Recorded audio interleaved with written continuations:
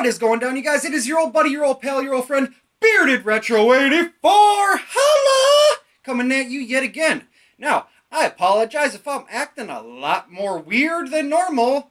My insomnia's been kicking my butt, and I have not slept for about 3 days now. So, if it's going to annoy you, go ahead and stop the video right now. I'm not going to be offended.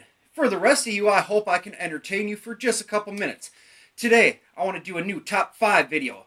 This is my top 5 favorite hidden gems on the PlayStation 3. Now, I say hidden gems because they're not as well known. Some of them are very common, very popular, a lot of people own, but they did not get the big time love they did, such as the Uncharted games, such as the Call of Duty games, the Ni no Kunis, the drawing a blank, God of Wars, there it is. God, I can't believe I forgot God of War.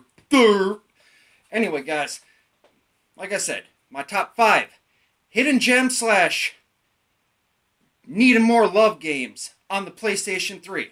Now, they're not going to be in any particular order aside from alphabetical because, let's face it, that's how I just grabbed them off my game shelf. So, I'm going to start off with Alice, Madness Returns. Oh my god. This game is amazing. I adore this game. I had found out about this game through Alpha Omega Sid.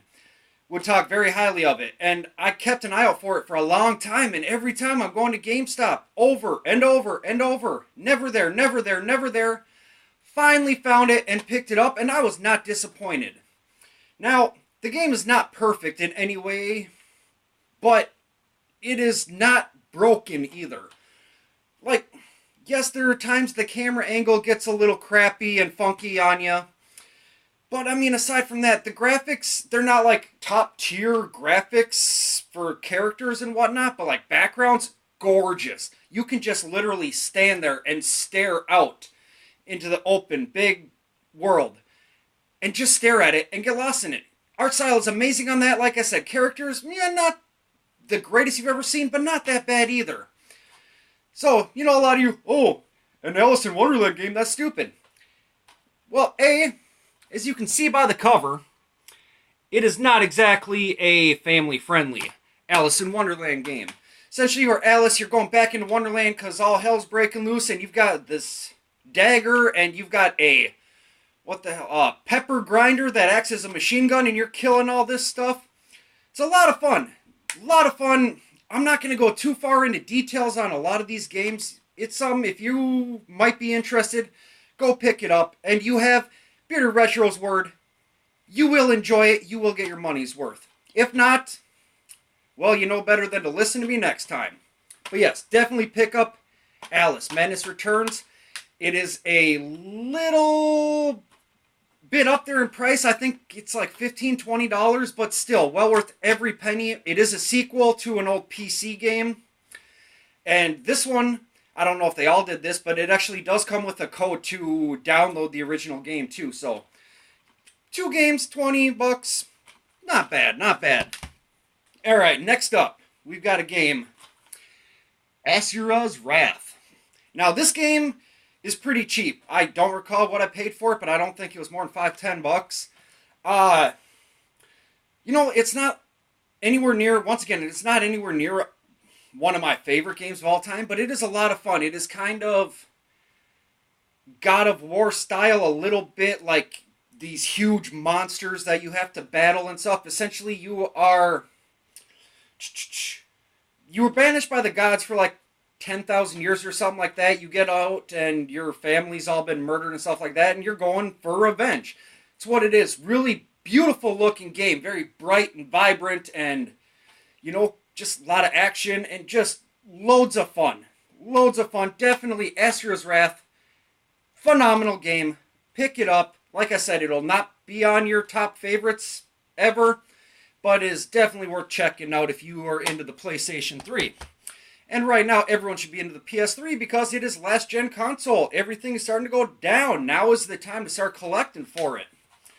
Alright, next up is a game that I'm sure most of you have heard of and a lot of you have already picked up, but you've got Brutal Legend, starring the voice talents of Mr. Jack Black. So, yeah, what can you even say about this game? Jack Black does the voice of the main character, and he is essentially a roadie, stagehand, whatever you want to call it, and he gets sucked into this alternate dimension and is fighting all these, like, heavy metal gods, and, like, you use your guitar and stuff like that to be fighting everybody and stuff like that.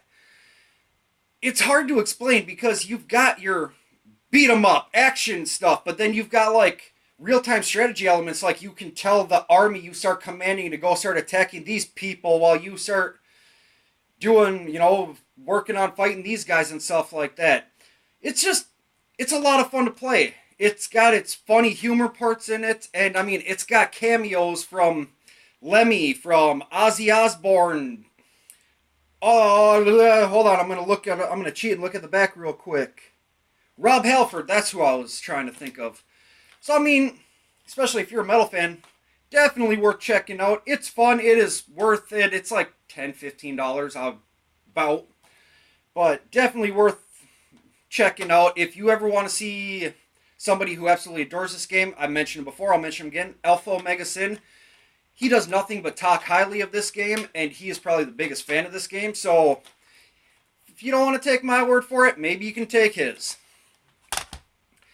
Next up, we have a game that I absolutely love. It got crapped on a lot because it is a button masher, essentially. But, you know, you really want to go there. So is God of War, essentially. So are the old Double Dragon games and Final Fights and Streets of Rage and Kung Fu and whatever else. So, if you guys are bitching about that, just, you know, hand in your controllers because you... Yeah, I'm not going to say it because I'm trying to keep it a little family friendly today. But anyway, we've got Lollipop Chainsaw. I love this game. It is kind of, you know, like I said, it's a beat 'em up. You run around, you fight all these enemies.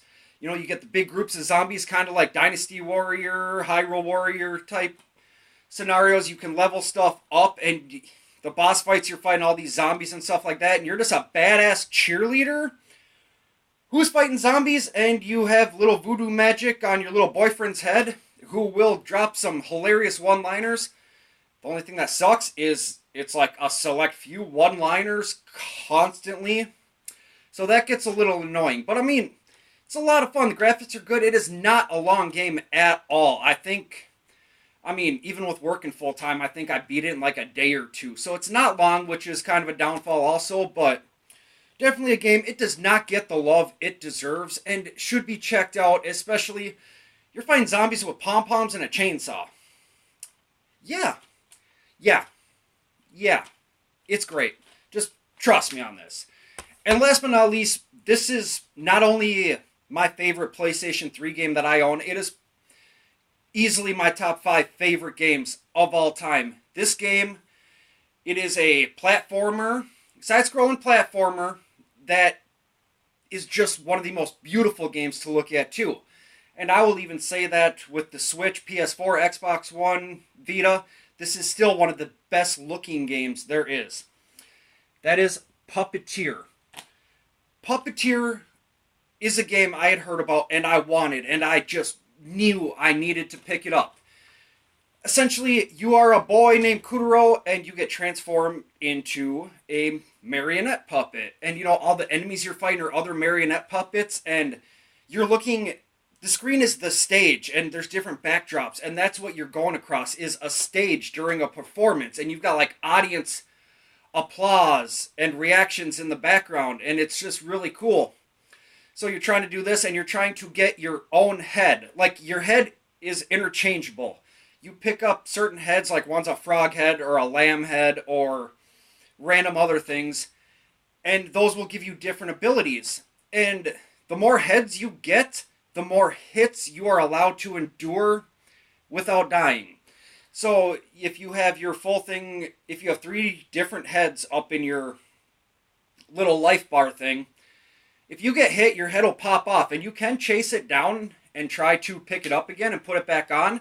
But if it gets away from you, one of the other heads pops in there. So, I mean, if you are just have the one that's on and you get hit and you don't have any backup heads, you're done. You know, you lost. You're dead. But then you get the other ones, and you can have, 3 hit points as opposed... Yeah, words, they're difficult. As opposed to just 1. But absolutely gorgeous game. If you guys don't give a damn about any of the games, definitely, this would be the one I most highly recommend. Like I said, it is going in one of my favorite games of all time, let alone my favorite game on the PlayStation 3. So yeah, The Puppeteer, check it out. It'll blow your mind. Just absolutely gorgeous. Gameplay's good. Controls are good. Sound is amazing. Story's fantastic. Just definitely a must-own for the PlayStation 3. Alright, guys. So that's my list of my top 5 hidden gem, underrated PlayStation 3 games of all time. So if you like this video, make sure you give it a thumbs up. Subscribe to the channel if you're watching me on YouTube. If you're watching me on Steam thanks for stopping by, checking me out. Make sure you start following me. And we will catch you guys later. Peace.